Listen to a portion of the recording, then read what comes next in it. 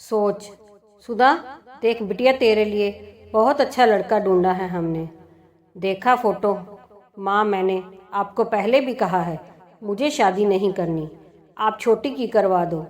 आखिर तेरी प्रॉब्लम क्या है? सुधा के पिता गुस्से में बोले। पापा, मुझे ये प्यार मोहब्बत शादी रिश्ते सब बेईमानी लगते हैं। ये सब मतलब के दिखावे हैं। बस सुधा, पापा गुस्से से लाल होते हुए चिल्लाने लगे तो सुधा अपना पर्स उठाकर अपने छोटे से ब्यूटी पार्लर की ओर बढ़ गई। दरअसल उसकी दो सहेलियों के साथ शादी के बाद बुरा बर्ताव किया गया था और उस पर घर पर अक्सर टीवी सीरियल में सास बहू का मनमुटाव झगड़ा उसने तय किया कि वह शादी ही नहीं करेगी। चूँकि स्कूल की पढ़ाई पूरी करके उसने ब्यूटी पार्लर का कोर्स किया था तो एक छोटा सा ब्यूटी पार्लर खोला हुआ था अपनी कॉलोनी में। अभी वह गुस्से में अपनी कुर्सी पर बैठे बुदबुदा रही थी कि अचानक पार्लर के सामने एक ऑटो रुकते हुए देखा। उसने खिड़की से देखा तो एक वृद्ध पुरुष और महिला दिखे। दरवाज़ा खोलकर उनका अभिवादन किया, उन्हें बैठाया। इसके पहले कि वो पूछे किस लिए आए हैं, मतलब आप दुल्हन के दादाजी दादी जी हैं, तो उन्होंने बताया कि वो काफ़ी दूर की कॉलोनी से आए हैं। जी बताइए अंकल जी, क्या प्रोग्राम है? तो अंकल जी काफ़ी शर्माते और संकुचाते हुए बोले, मैं इनके बाल रंगवाना चाहता हूँ और जो भी आप इनकी सुंदरता को बढ़ाने में प्रयास कर सकती हैं वो कर दीजिए। आज शाम को पार्टी है, उसके लिए इन्हें तैयार कर दीजिए। सुधा ने गौर से बुजुर्ग आंटी को देखा। सफ़ेद बाल, चेहरे पर काफ़ी झुर्रियाँ थीं। उसे समझ में नहीं आ रहा था कहाँ से शुरू करे। खैर, उसने अंकल जी से पूछा, हेयर डाई टेस्ट करना पड़ता है क्या? पहले भी आंटी जी ने डाई लगवाया है? तो अंकल जी शर्माते हुए बोले, हाँ, शादी के समय। सुधा बोली, ओह, उस बात को तो 30-40 या उससे ज़्यादा साल हो गए होंगे ना? अंकल जी बोले, नहीं बेटा, बस 1 साल पहले।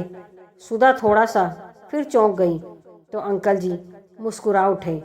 शायद वो सुधा के मन की दुविधा को समझ गए थे। वह बोले, बेटा, मेरी पत्नी की मृत्यु हो चुकी है और बेटे मुझे अपने साथ रखना नहीं चाहते। मैं सरकारी नौकरी से रिटायर हुआ हूँ, किसी पर आश्रित नहीं हूँ। ये मुझे मंदिर में मिली। इनका विवाह नहीं हुआ, बीमार रहती थी। बेटा, हमें साथ चाहिए था, इसलिए हमने शादी कर ली। आज हमारी शादी की पहली सालगिरह है और मैं इन्हें तैयार करवाने आपके पास आया हूँ। सुधा की आंखों में आंसू आ गए। उसने अंकल जी को चाय बिस्किट दिए और टीवी चलाकर आराम से बैठने को कहा और आंटी जी को पार्लर में ले गई। करीब 2.5 घंटे बाद उन्हें जब वह अंकल जी के पास लेकर आई तो उनके चेहरे की खुशियाँ देखकर वो भी खुशी से झूम उठी।